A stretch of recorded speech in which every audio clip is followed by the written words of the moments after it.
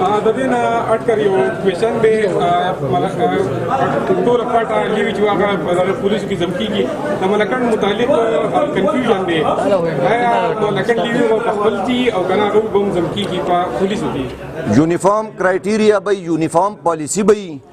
لیویز او ملاکنډ لیویز او مرج ډسټرکټ لیویز کې فرق دی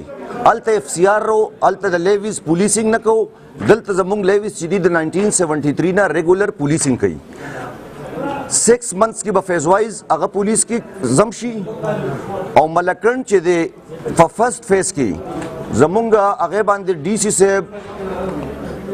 بجټ جوړ کړی چې زمونږ به ایکسټرا څومره ایکسپینډیچرز په دې باندې راځي انشاءالله ودن 2-3 months 1860 د ملاکنډ لیویز ته به د پولیسو برابر مراعات تنخواګانې میلاویږي دا زمونږ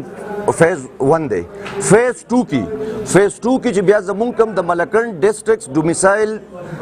والا کسان دي په آؤٹ ډسټرکټس کې هغې خپل سروسز کوي هغه به راشي ملاکنډ ته ایز ا پولیس به دلته کار شروع کړي دلته به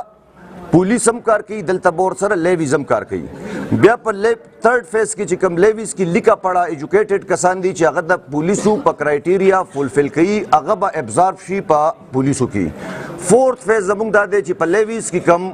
پوسټ ویکنټ کیږي هغه به ډاینګ کیډر ته ځي او هغه پوسټ به فیل کیږي د میرټ په بنیاد باندې په پولیسو کې نو دا زموږ د 2023 پورې 5 years پلان دی انشاءالله فیز وایز به موږ راځو او د دې سره به دلته خلکو ته د جابز موقع میلو شي